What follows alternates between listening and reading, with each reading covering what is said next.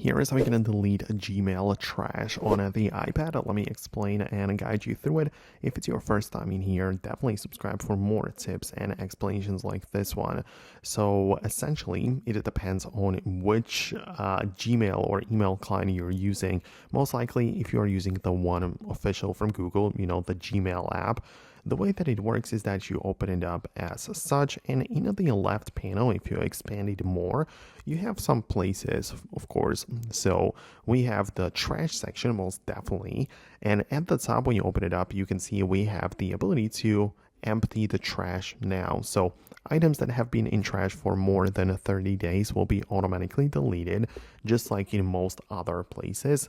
So, it's not like the messages are stored here for good, but if you want to empty even the newer messages, you have the ability to just click on empty trash right now, and that's how it will be like completely deleted.